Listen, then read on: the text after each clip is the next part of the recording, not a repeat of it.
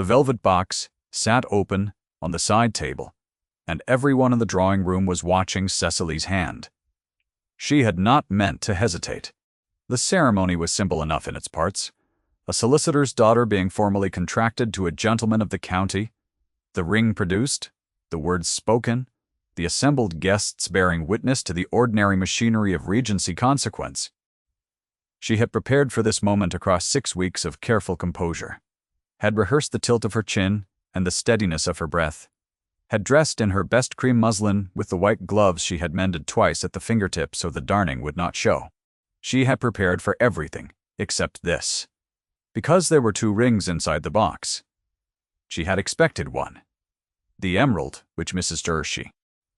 Burgess had described to her in the housekeeper's room with the reverence the old woman reserved for Strafford Hall's longest histories. The Pemwick family emerald, she had said, set in yellow gold, worn by 3 generations of brides. Cecily had been ready for it. She had even allowed herself once, in the quiet of her borrowed room at the far end of the east corridor, to imagine how the green stone would look against her glove. But the second ring lay beside the emerald, like a correction, small and plain and gold.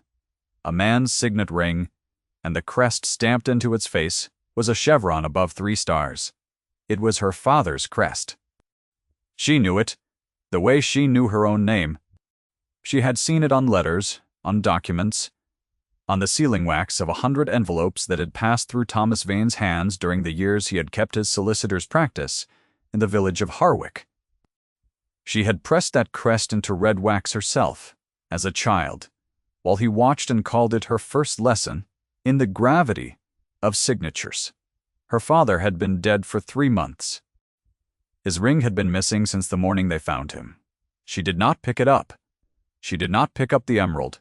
She stood with her hands suspended over the open box, the room holding its breath around her, and she did not move. At the window, Lord Strafford turned his head a fraction of an inch toward her. She felt it without looking. She had been aware of exactly where Edmund Strafford stood in a room for the better part of 6 weeks, and she was not entirely certain what to do with that knowledge. She was more immediately uncertain what to do with the ring her father was supposed to be wearing in his grave. She closed her fingers, she held still, and the morning her father's ring had finally come to rest inside a velvet box, in the drawing room of Strafford Hall, inside a betrothal ceremony she had never asked for, assembled itself in the silence around her like a question she did not yet have the words to answer. This is where the story began, not with the ring, but with the debt that preceded it. Thomas Vane had been a careful man until the last year of his life, and then he had been careless in the precise way that ruined careful men. There was a document, signed in his name, that transferred a debt of £400 to a third party, a debt Cecily had not known existed, against a promissory note she had not known her father held. Thomas Vane died in November. The document surfaced in December, and in January, Cecily found herself sitting across a solicitor's desk in the village of Harwick, while a man she had never met explained to her that her choices were very few. Mr. Parnatasis. Aldous Pemwick was the document's beneficiary. He was 30, pleasant in a cautious way, not unkind, and disposed, on the advice of his mother, to resolve the matter through a betrothal rather than a suit in court. He had the kind of income that made him generous with things he could afford to surrender, and careful about things he could not. And Cecily, having no remaining family, no income, and no recourse that would not cost her what little remained of her father's reputation, had accepted. She arrived at Strafford Hall on a Tuesday in February, 6 weeks before the formal ceremony, to be known to the household and to be approved of by Lady Pemwick, whom everyone in the house called Lady Dorothea, and no one directly contradicted. The first morning she had walked the east grounds alone and come back through the kitchen garden to find Lady Dorothea in conversation with Miss Rosalind Fawcett, beside the walled herb beds. They had not noticed her, or perhaps they had and preferred not to acknowledge it. She had heard, carried on the cold air, the precise shape of Lady Dorothea's voice, arranging words into the sentence she would hear again, in different rooms, at the edges of different gatherings. The girl is an impostor, and her father's name a borrowed one, a country solicitor's daughter if she is that at all. I have written to confirm it, Miss Fawcett had not answered. She had simply lifted her chin, which Cecily supposed was answer enough. She had gone inside, and she had not wept, and she had eaten her dinner with the appetite of a woman who understood that weeping accomplished nothing, that sitting upright did not accomplish better. She had expected the engagement to feel like an arrival. Instead, it felt like a waiting room, the kind of room you sit in when the person you need to speak with has not yet decided whether to admit you. The house itself was beautiful in the way of houses that have been tended for generations.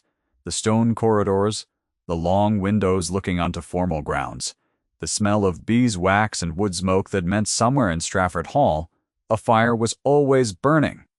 She moved through it carefully, occupying only the spaces she had been assigned, keeping her voice low and her requests few, which was the behavior of a woman who understood that gratitude was the currency she had been issued, and she ought not to spend it carelessly. Mrs. Burgess, the housekeeper, had decided in the first week that she approved of Cecily, which was the most unconditional thing that had happened to her in 3 months.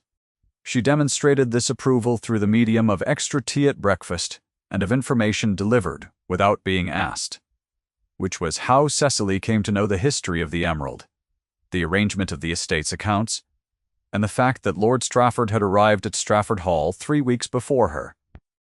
Having come from Morven on estate business that had kept him longer than expected, he does not stay usually, Mrs. Burgess said, pouring Cecily's afternoon tea with the efficient warmth of long practice. He comes for the quarter sessions and goes back to Morven. This quarter, he has stayed. Cecily had not asked why. She thought she understood why. One did not ask Lord Strafford direct questions about his intentions. What she had not anticipated in her careful preparation for a loveless engagement inside a household that preferred her absent was Lord Edmund Strafford.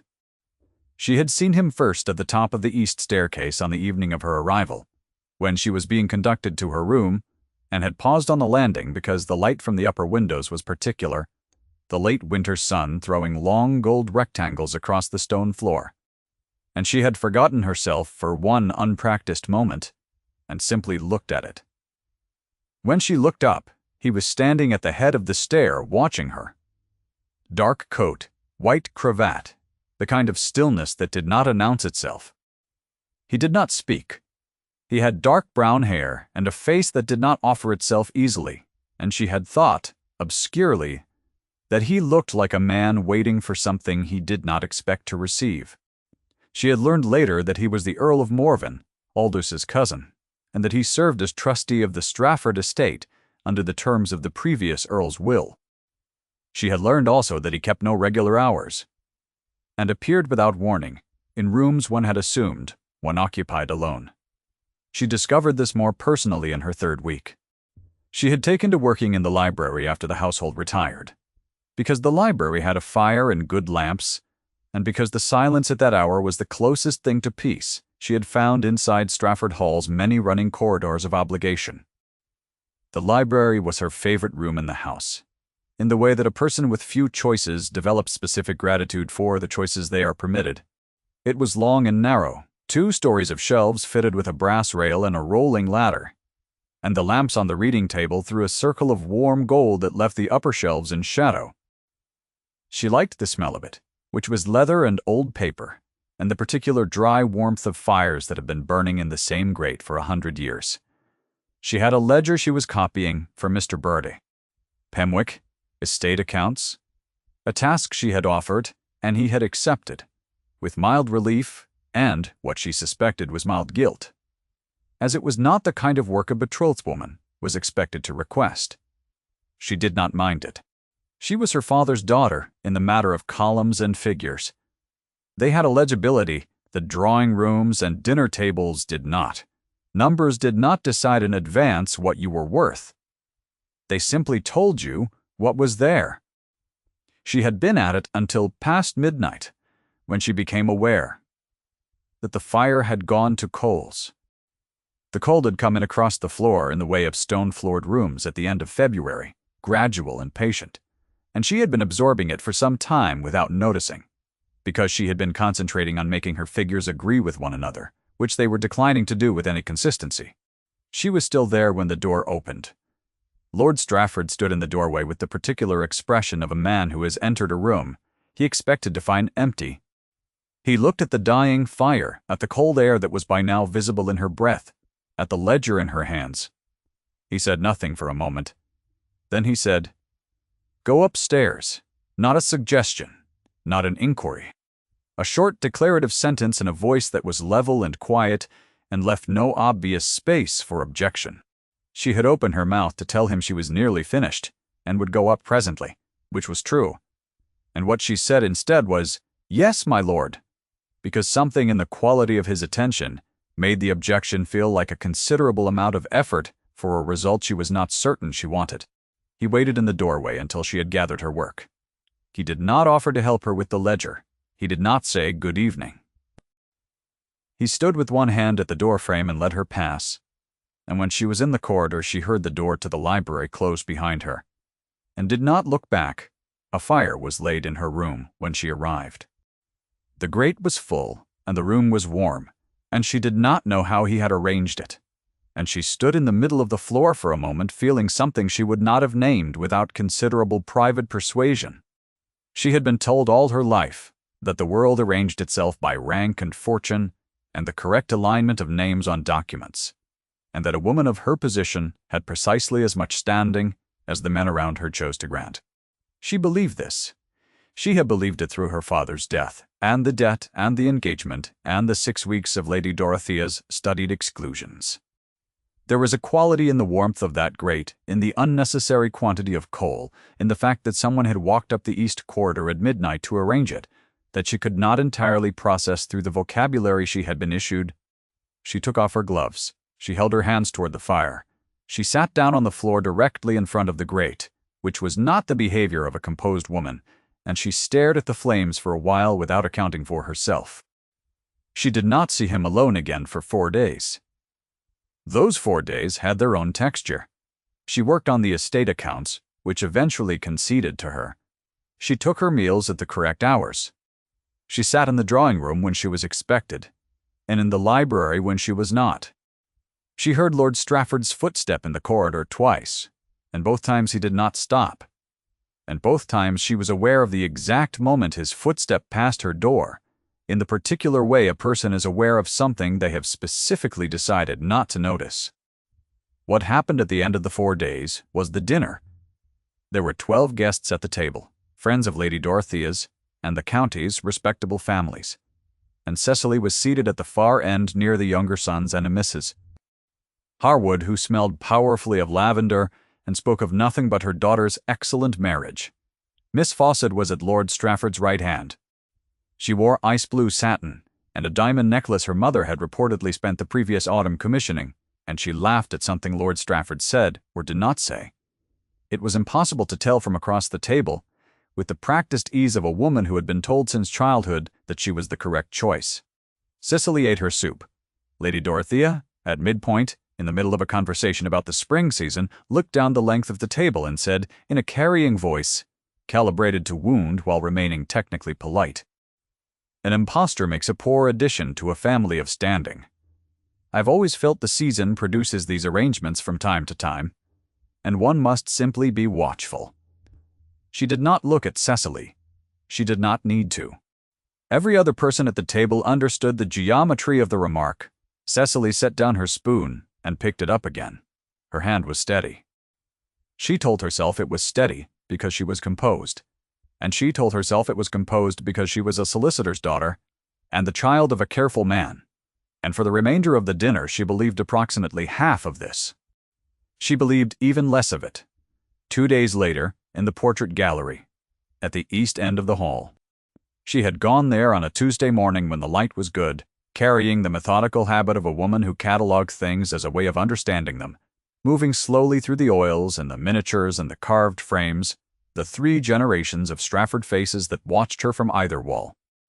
She stopped in front of a portrait of a young woman, 20 perhaps, fair-haired, painted in a white evening gown with a simple gold band on her left hand. She heard him behind her before she heard his footstep, which she had come to understand as his way. "That is Agnes," he said. His voice had a quality she had never quite heard in it before. Not softness exactly, but the controlled version of an earlier softness, the way a man speaks the name of a place he has left and does not expect to return to. "She was very fair," Cecily said. "She was." He stopped at a correct distance behind her left shoulder. "She wrote to me from Morven in the autumn of her last year. She said she was not well, and would I come?" He paused. "I did not come." 3 sentences. And the room was different. She did not turn. "I was in London," he said.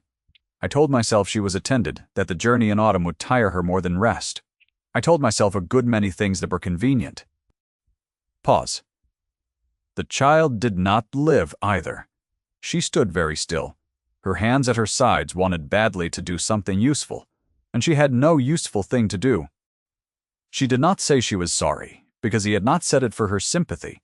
He had said it because the portrait was there, and she had stopped in front of it, and he was a man who said things once she had understood, rather than carrying them indefinitely in silence.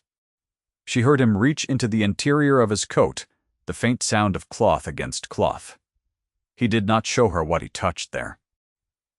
She had seen, just once, a glimpse of a plain gold band in his breast pocket, and she understood now what it was. "I am told," he said, returning to his ordinary register, as though a door had been closed, "that you read Latin." She blinked. "My father taught me. Mrs. Burgess's granddaughter is visiting. She is 7 and cannot yet read English with any confidence. I imagine Latin is some distance further." He left before she could answer. She stood in the portrait gallery for another minute, the fair-haired Agnes watching her from the canvas, and thought that Lord Strafford was either the strangest man she had encountered in the Regency world, or the most deliberate one, and she was not at all sure those were different things. She found the child the following morning in the housekeeper's room, a solemn girl of 7 named Harriet, who regarded Cecily's Latin primer with the deep suspicion of the very young confronted with something they have been told is improving.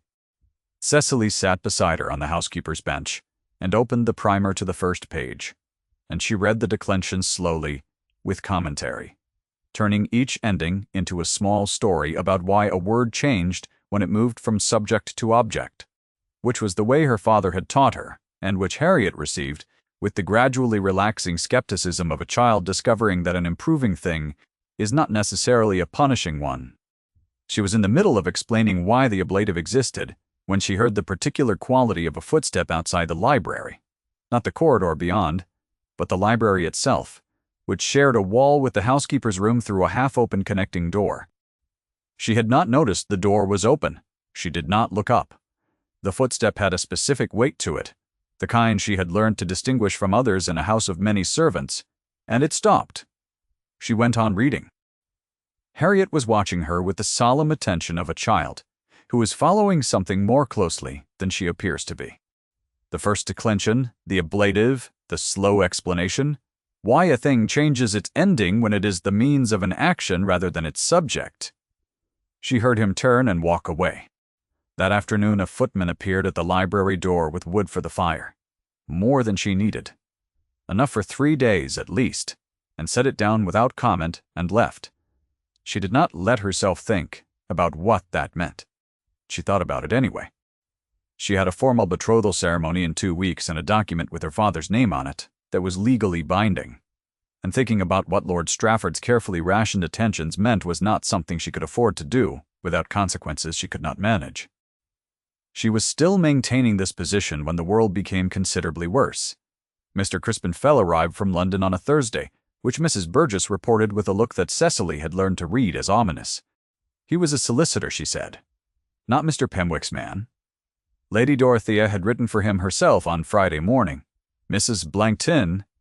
Burgess found Cecily in the still room and told her, with the particular expression of a woman delivering bad news to someone she has decided not to abandon, that Lady Dorothea had called her an impostor again, this time to Mr. Fell. Her ladyship said your father's name was a borrowed one, Mrs. Burgess reported. She said to Mr. Fell that there were doubts about your identity, and that she had found a man willing to swear to them. Cecily stood in the still room, surrounded by rows of preserves and dried herbs and the winter light coming thin through a small, high window. And she said, "Thank you, Mrs. Burgess." "What will you do?" Mrs. Burgess asked. "I will go upstairs," Cecily said, "and I will press my white gloves, and I will attend this evening's dinner." She said it in the same tone she said most things, which was the level tone of a woman who has decided to remain standing because the alternatives were all considerably worse. Mrs. Burgess looked at her for a long moment and then said, "Your father's ring was not with his effects, you said." "No," Cecily agreed. "It was not." There was a pause in which Mrs. Burgess seemed to be deciding something. "His lordship went to Harwick," Mrs. Burgess said carefully. "In December, while you were still settling matters at Vane Cottage. I assumed it was estate business. He did not tell me otherwise." Cecily did not say anything. She pressed her hands flat against the cool edge of the shelf beside her and let the information arrange itself. She might have asked Lord Strafford directly what he had done in Harwick in December. She thought about it during the long walk back to the East Corridor, and decided she would not. And then she spent the evening's dinner in a kind of suspended quiet that was not quite ignorance and not quite knowledge, watching Mr. Raster. Fell at Lady Dorothea's right hand and the witness, a ruddy man with red hands, who would not meet her eyes, at the end of the table where she had once been seated. The dark moment arrived without particular ceremony. Lady Dorothea rose during the second course and addressed the assembled guests with the composed authority of a woman who had spent 50 years learning which rooms to enter, with what expression. She spoke of the family's concern regarding the betrothal document. She spoke of the irregularity of Thomas Vane's practice in his final months.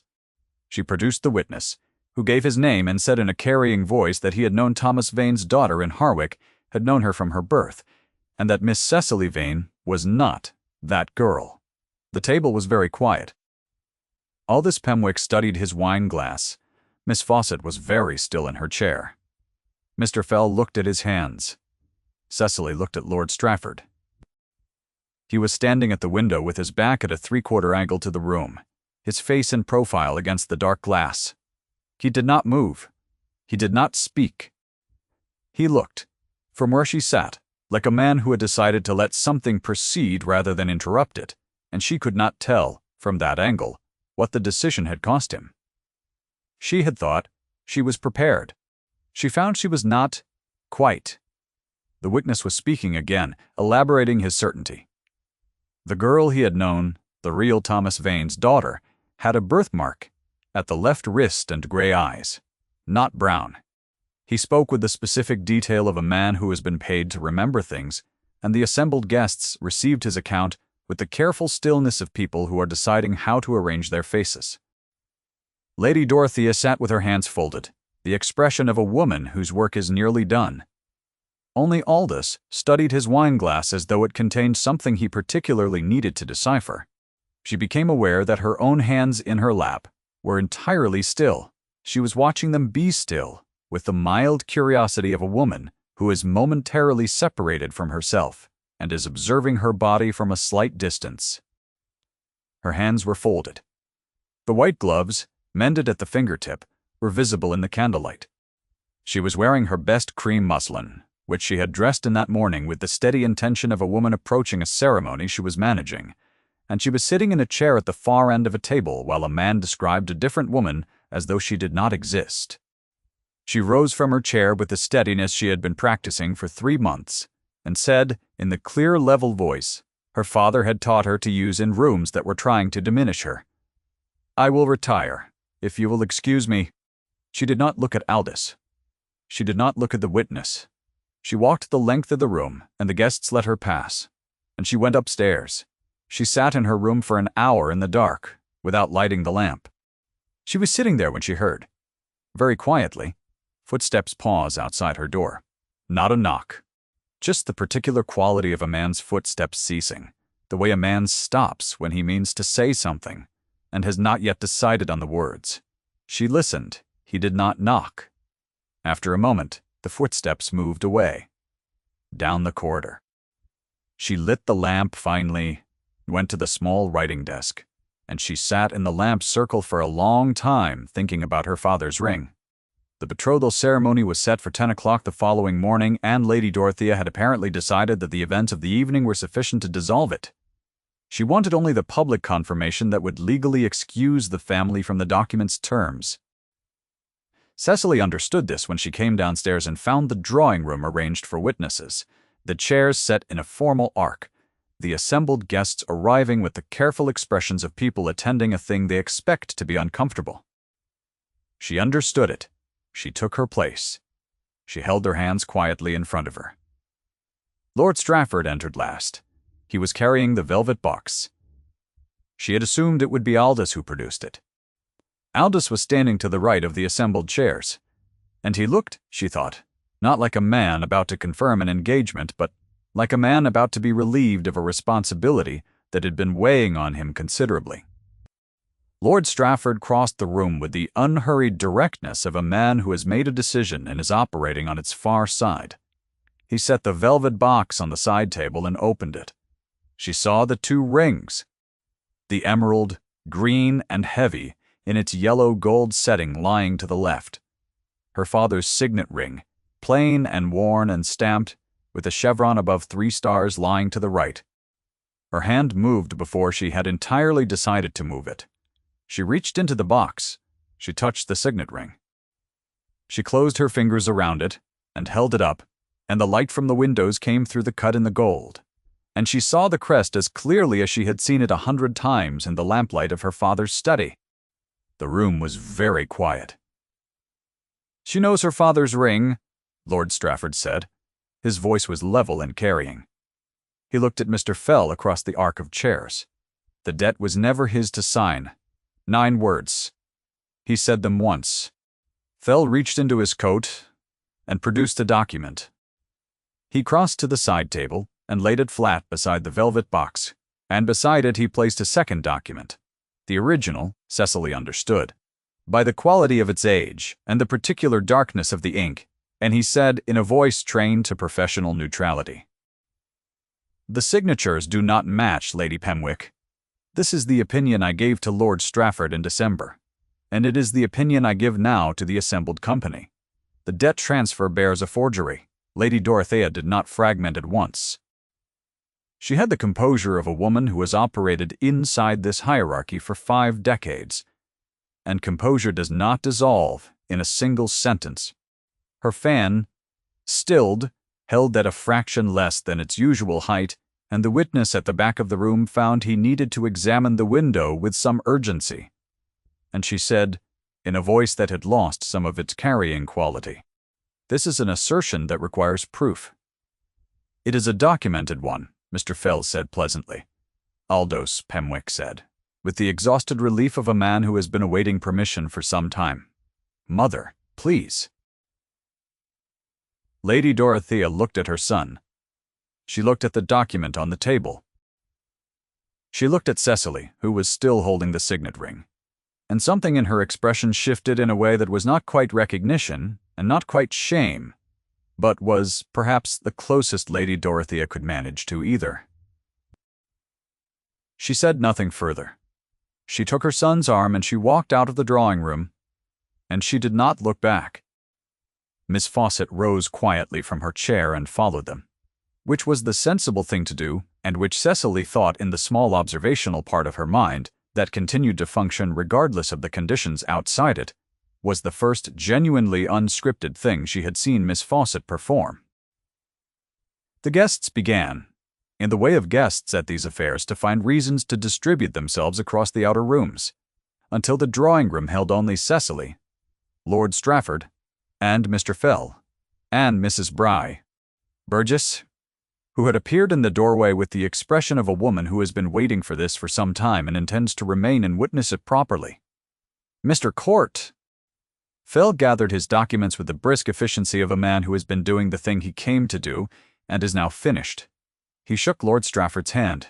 He bowed to Cecily. He left. Mrs. Burgess looked at Lord Strafford. Lord Strafford looked at Mrs. Burgess. Mrs. Burgess withdrew, closing the door behind her with the particular care of someone who has concluded that 2 people need a room to themselves. Cecily, was still holding her father's ring. Lord Strafford stood at the correct distance.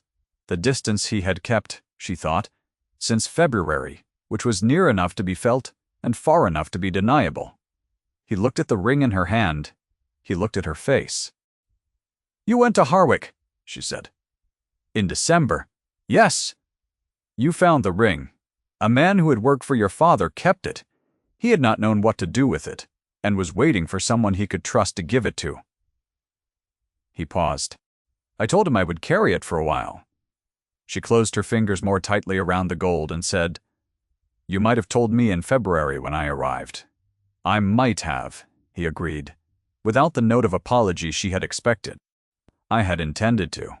I found upon your arrival that I was not yet ready for certain conversations to be finished."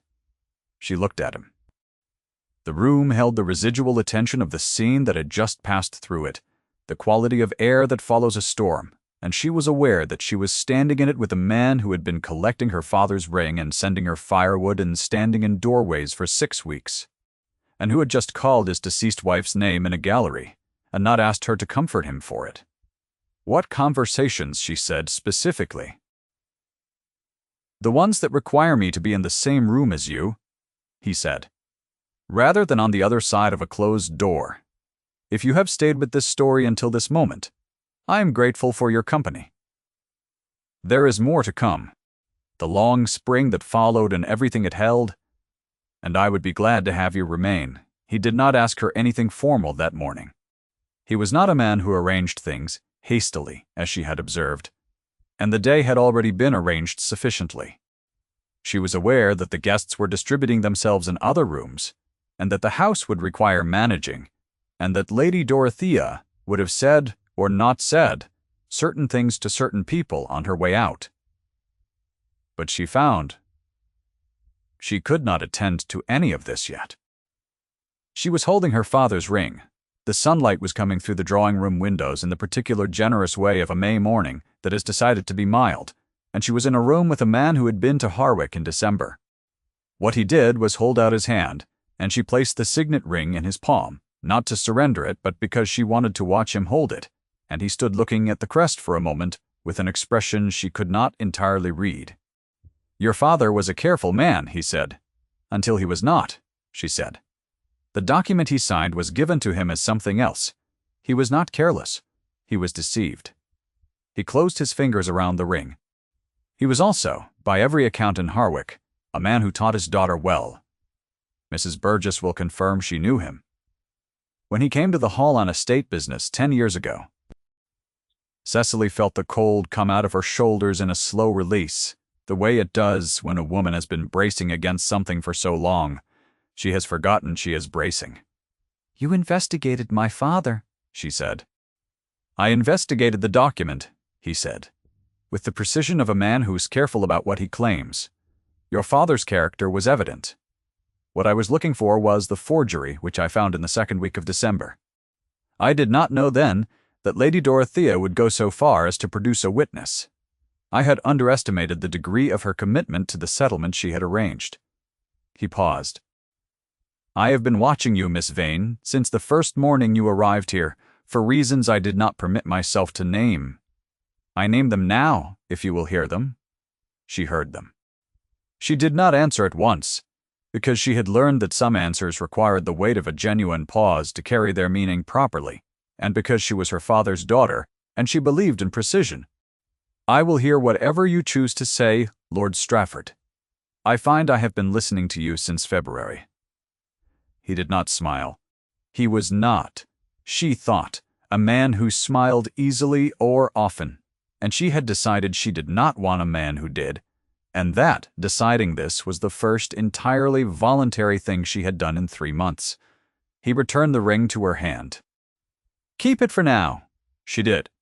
The spring came to Strafford Hall the way spring comes to northern estates tentatively, and then all at once, the gardens going from mud and stone to something green and reckless between 1 week and the next. Cecily had not expected to be there to see it. She had not expected a great number of things that had come to pass, and she was finding that unexpected things, on balance, were considerably preferable to things she had spent 6 weeks dreading. She was in the walled garden on a morning in May, which she had been exploring with the methodical attention she brought to most things, when Lord Strafford found her sitting on the stone bench where the espaliered pear tree had grown against the south wall for so long it had become indistinguishable from the stone itself. He sat beside her without asking. He had the velvet box in his hand. She looked at it.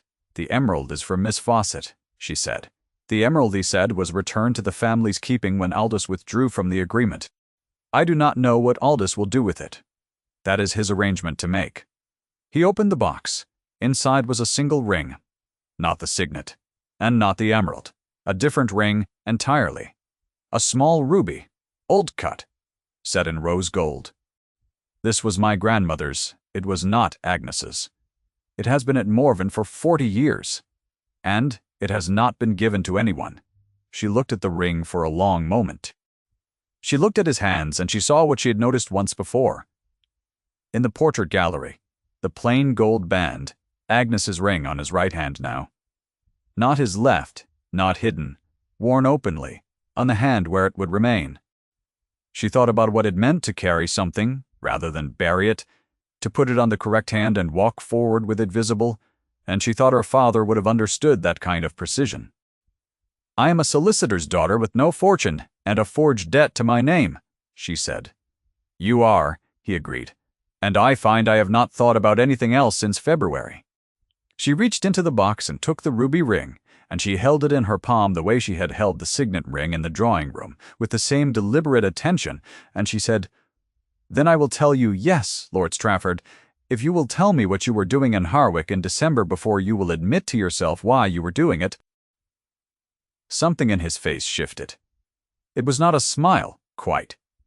It was closer to the expression she had glimpsed in the gallery, the controlled version of something that had once been less controlled, still present, no longer, entirely hidden. "I was retrieving your father's ring," he said. "And why his ring specifically? Because a man who wore it deserved to have his name carried correctly, and because his daughter was coming to Strafford Hall and I thought she might need it." She looked at him for a long time, in the May light with the walled garden around them, and the pear tree pressed flat against the stone and the ruby ring warm in her hand. 3 weeks later, in the morning room, at the smaller hour before the household came fully awake, Lord Strafford sat across the writing desk from her, and took her father's signet ring from the inner pocket of his coat, where he had been carrying it, she realized, for 5 months. He produced a thin gold chain. He threaded the ring on the chain and reached across the desk and fastened it at her throat, his fingers at the back of her neck, brief and careful. And she held still and let the ring rest at her collarbone where she could feel its weight. "Your father's?" he said. "Yes," she said. He sat back. He looked at her in the particular way he had of looking, which was the way of a man who has been watching for a long time and has finally been given permission to do so without calculating the consequences. She thought of the library in February, the dying fire, the ledger in her hands. She thought of the portrait gallery, and a name spoken once. She thought of a child named Harriet and a Latin primer, and the sound of footsteps stopping outside a closed door. She touched the ring at her throat with one finger, feeling the crest. A chevron, 3 stars, her father's mark. Outside the morning room windows, the Strafford grounds were in their fullest May light, and the day had not yet decided what it would become, and she thought Thomas Vane would have liked that quality of morning, the kind a careful man could look at and find, against all probability, more promising than the one before. The ring was warm against her skin. She was home. If Cecily's story moved you today, I am grateful you stayed until the end. Leave a word in the comment if you know the feeling of something being returned to you that you had stopped expecting. Until next time.